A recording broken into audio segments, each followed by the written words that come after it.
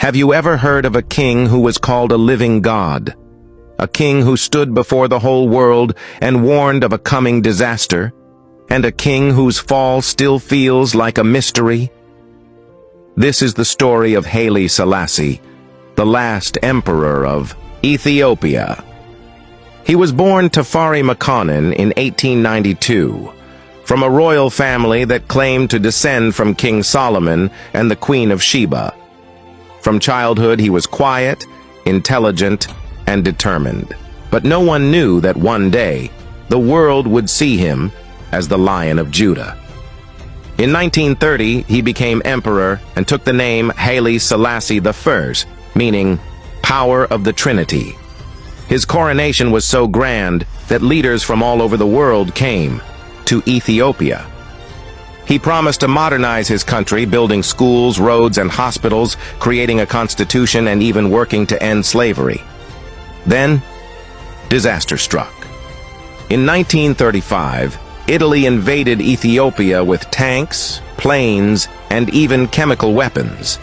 Haile Selassie fought bravely, but his army was no match.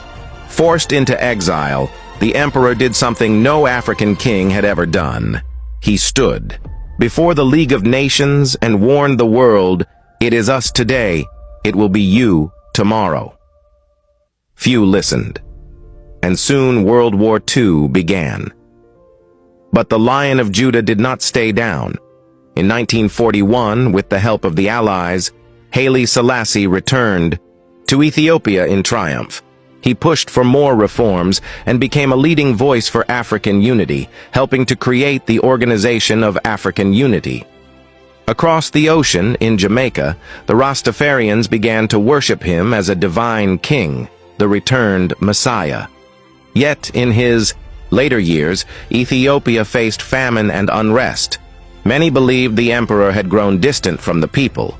Then, in 1974, the army seized power, and Haile Selassie was removed from his throne. A year later, he died under mysterious circumstances, and to this day, some say he was killed in secret. Haile Selassie's life was one of glory, struggle, and mystery. Was he a hero, a god, or a flawed king? The Lion of Judah's roar still echoes through history.